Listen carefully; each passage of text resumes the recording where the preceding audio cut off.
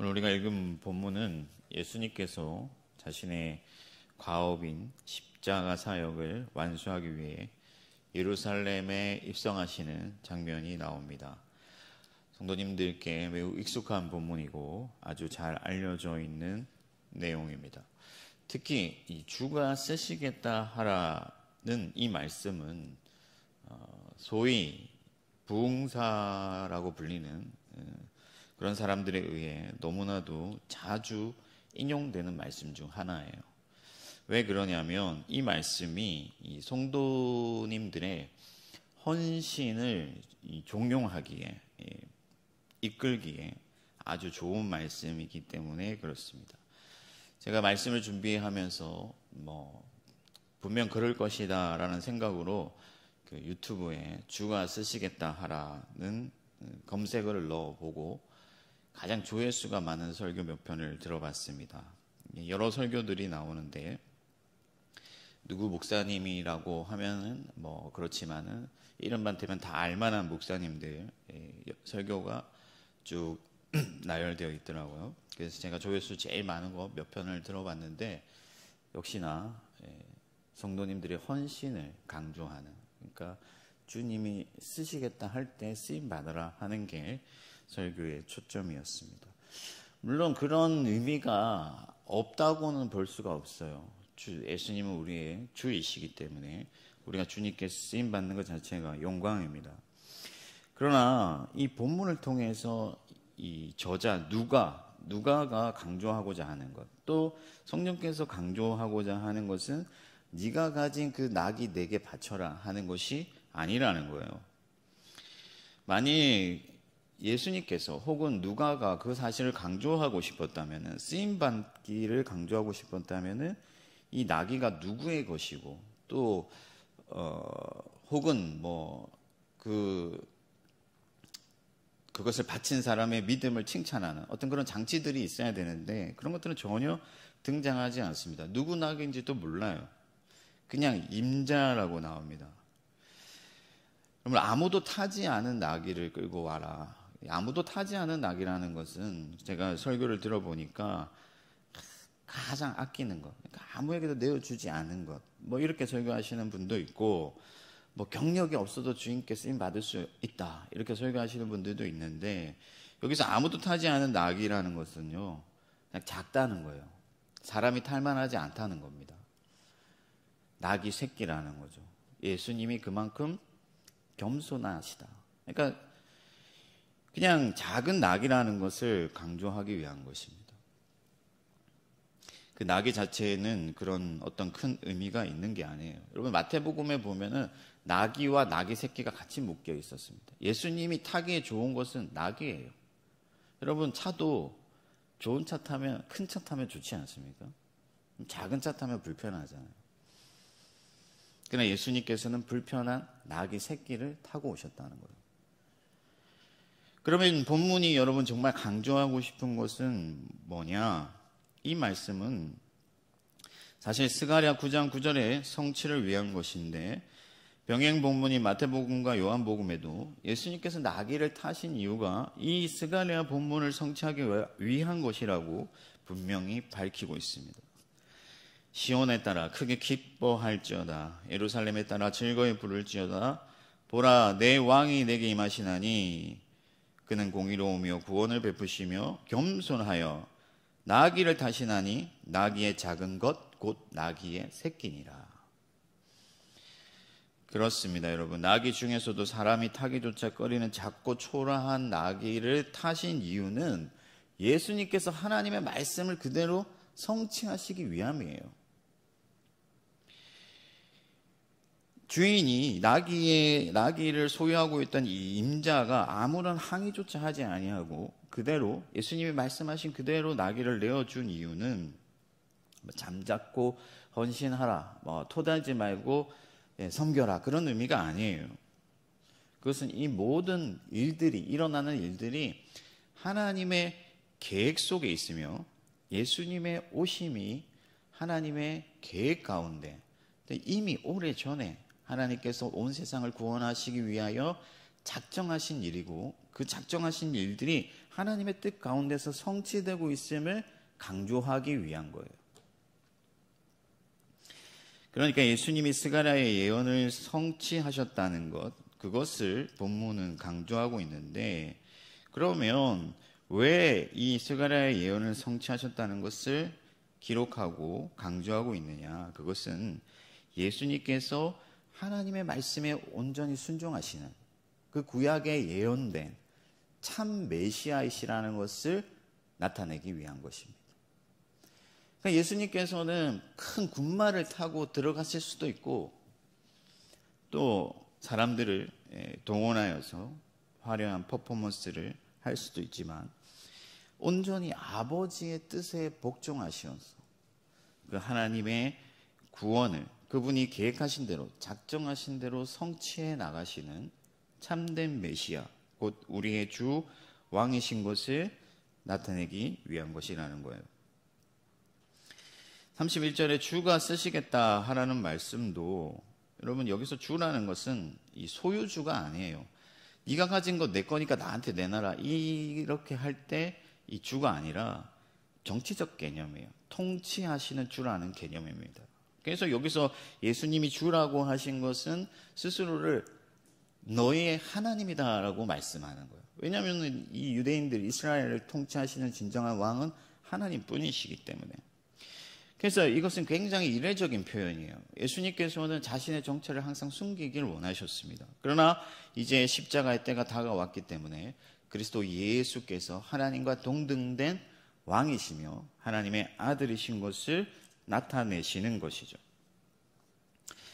그래서 이어서 나오는 장면들도 이 사실을 분명하게 나타내고 있어요. 이 스가랴의 예언이 성취된 것을 보는 이 예루살렘 사람들, 그러니까 구약의 예언에 익숙한 이 예루살렘 사람들이 자연스럽게 호산나라고 외쳤습니다. 물론 이 누가복음의 기록에는 누가는 헬라인들을 대상으로 이 복음서를 기록했기 때문에 호산나라고 기록하지 않고 이것을 번역하여서 하늘의 평화다, 그렇게 번역을 해 놓았습니다.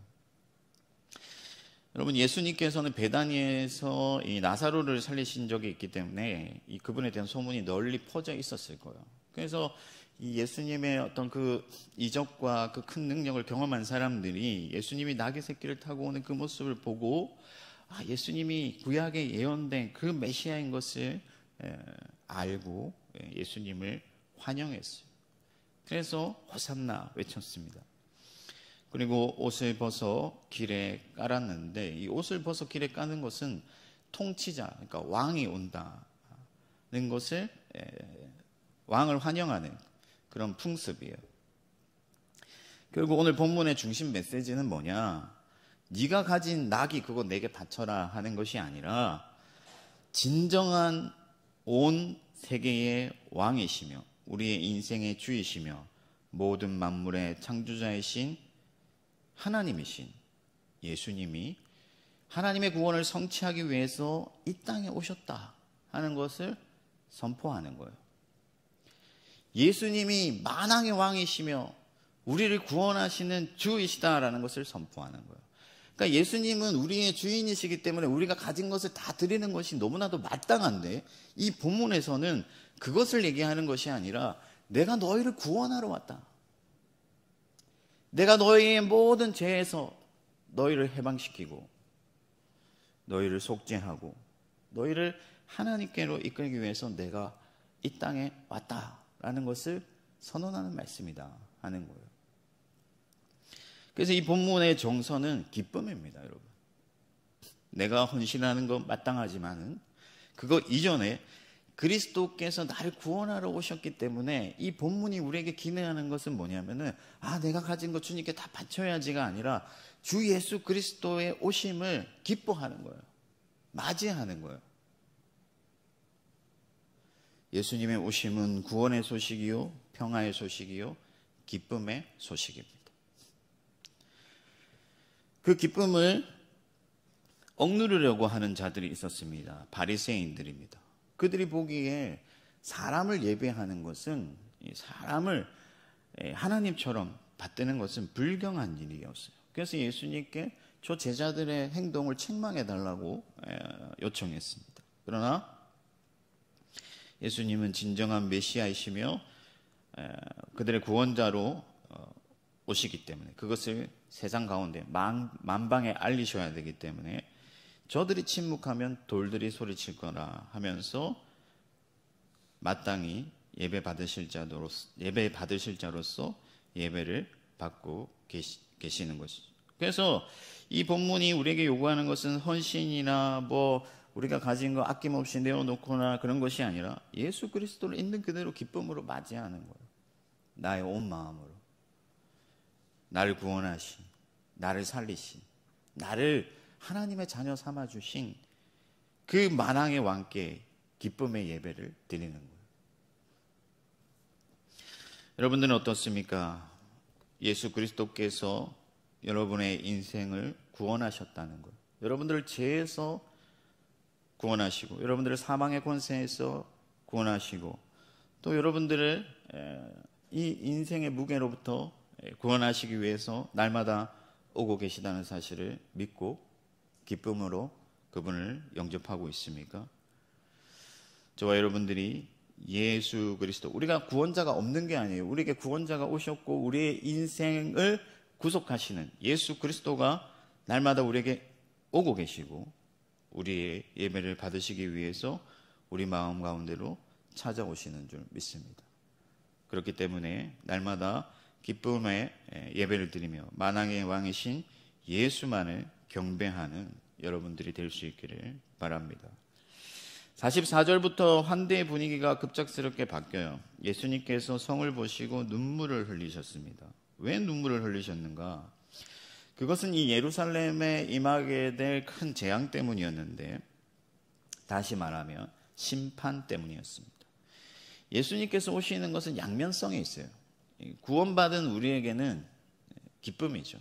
예수님이 우리 인생을 구원하셨기 때문에 영원한 어떤 사망의 권세 아래에서 짓눌리고 또 저주받을 수밖에 없는 우리들을 구원하러 오시기 때문에 예수님의 오심은 큰 기쁨인데, 예수님을 맞이하지 않는 사람들, 하나님께 선택받지 못한 사람들에게는 예수님의 오심은 큰 심판이에요.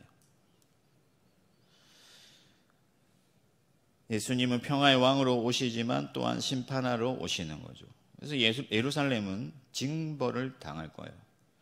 우리가 읽지 않았지만 뒷본문에 보면 예수님은 예루살렘에 입성하신 뒤에 이 성전에 들어가셔서 그것을 성전을 강도의 구렬로 만들었다 하시면서 사람들을 내어 쫓으시고 책망하시고 심판주의 모습을 드러내시는 거예요. 이 예루살렘 도성은 크고 강한 성이었지만은 하나님을 섬기는 성전을 강도의 구렬로 만들 만큼 하나님을 멸시하고 그 아들 예수 그리스도가 왔음에도 환영하지 않고 심지어 예수 그리스도를 십자가에 못 박았어요. 그리고 끝내 회개하지 않았습니다. 그래서 그들은 심판을 당하는 거죠. 물론 예수님께서 말씀하시는 이 재앙은 1차적으로는 로마군이 예루살렘을 침략하여서 함락시킬 것을 말씀하시는 거예요. 실제로 로마의 군대가 이 마사다에서 최후 항쟁하는 유대인들을 토벌하기 위해 가지고 토성을 쌓았어요. 그리고 예루살렘과 예루살렘 성전을 모두 파괴해버렸어요. 돌 위에 돌 하나 남기지 않고 다 무너뜨렸습니다. 그래서 예수님은 날이 이르면 내 원수들이 토둔을 쌓고 너를 둘러 사면으로 가두고 내 자식들을 땅에 매이치며 돌 하나도 돌 위에 남기지 아니하리라 예언하시는 것이죠. 우리가 주목해야 될 것은 이 예루살렘이 심판을 당하는 이유예요. 왜 예루살렘이 심판을 당하느냐? 44절에 보살핌을 받는 때를 알지 못했다. 여기서 보살핌을 받는 때라는 거는요, 이제 좀 번역이 우리가 이해하기에는 좀 오해할 수 있는 번역으로 되었는데, 이 통치자가 온다는 거예요. 다스리는 사람이 온다는 겁니다. 이 총독이 사찰을 나왔다. 그렇게 생각하면 이해가 쉽습니다. 여러분, 총독이 오면은 잘못한 사람들은 벌을 주고 잘한 사람들은 상을 주죠. 그래서 예수님께서 최후의 심판주로서 이 땅에 오셨으나 그들이 그때를 전혀 알지 못했기 때문에, 그들이 예수 그리스도를 영접하지 아니하고 적대했기 때문에 심판을 당한다 하는 거예요. 그러니까 이 복음서의 전체적인 핵심 메시지가 뭐냐면은 예수를 영접하는 자에게 구원이 있고 예수를 영접하지 않는 자들에게 심판이 있다라는 거예요. 여러분, 예수님은 다시 오실 것입니다. 다시 오실 뿐만 아니라 지금도 성령으로 우리 곁에 오고 계시는 줄 믿습니다. 예수님을 온전히 영접하고 예수 그리스도를 나의 주로 섬기고 받들면 영원한 하나님의 나라의 환대를 받을 것이지만, 예수 그리스도를 배척하고 모른 채 하고 예수 그리스도를 따르지 아니하면 우리가 상상하지도 못할 그런 고통의 심판을 맞이하게 될 것입니다. 여러분, 우리가 교회에 나와 있다고 해서 예수를 환대하는 것은 아닙니다. 사실 이 본문 자체에 모순이 있어요. 왜 그러냐면 예수님이 오시는 것을 사람들이 환대했잖아요. 근데 예수님은 이 도시가, 이 예루살렘 성이 예수의 때를 알지 못한다라고 말을 하거든요. 그게 무슨 말이냐면, 이 조금 전 예수님을 환대를 한 사람들이 진정으로 예수 그리스도를 메시아로 인정했다기보다는 그들이 기대하는 어떤 정치적 군주, 그러니까 로마의 어떤 그 압제로부터 그들을 해방시킬 그런 메시아를 기대했기 때문에 그들이 기대하는 예수 그리스도와 실제 예수님 사이에는 이 괴리가 있다는 거예요. 간극이 있다는 것이죠. 그래서 다른 본문에 보면은 예수님을 환영하는 사람들이 종려나무 가지를 흔들었잖아요. 이 종려나무 가지를 흔드는 것이 물론 이제 환영의 표시이긴 한데, 사실 이 종려나무가 번영을 뜻하거든요. 번영을 표시하는 거거든요. 그래서 그들은 예수 그리스도가 그들에게 번영을 가져다 줄 것을 기대했습니다. 그러나 사실은 예수님은 십자가를 지시기 위하여 이 땅에 오신 것이죠. 우리가 주님을 예배한다고 하고 또 찬송한다고 하고 또 기도한다고 하지만은 겸손의 왕이신 그 예수 그리스도를 진정으로 맞이하고 그리스도 예수의 길을 따르지 아니하고 오히려 나의 욕망과 나의 의를 이루기 위해 종교적으로 예수 그리스도의 이름을 부른다면 결국 그들과 함께 멸망당하고 심판당할 수밖에 없다는 거예요. 사랑하는 성도 여러분, 주님의 때가 멀지 않았습니다. 예수님께서 곧 오실 것이고 지금도 성령으로 우리에게 오고 계십니다. 선행 본문에서 말한 것처럼 시집가고 장가가고 또 인생을 즐기고 인생에 푹 빠져 있을 그때에 그리스도께서 급작스럽게 다시 오실 거예요. 예루살렘에는 그리스도의 때가 숨겨졌습니다. 그리스도께서 심판주로 오시는 것이 그들에게는 가리워졌어요. 그러나 우리에게는 말씀으로, 성령으로 환히 드러났는 줄 믿습니다. 그때에 심판받는 자리에 서지 않도록 늘 깨어서 예수를 여러분들의 왕으로 맞이할 수 있기를 바랍니다. 예수를 왕으로 맞이한다는 것은 무엇이냐? 예수 그리스도의 통치를 받는 거예요. 예수의 뜻을 따르고 예수의 제자가 되어 그리스도께서 가신 그 길을 걸어가는 것입니다. 오늘 하루 예수만을 여러분들의 왕으로 삼고 예수님만 기뻐하고 예수만 따라가는 저와 여러분들 되기를 주님의 이름으로 축복합니다.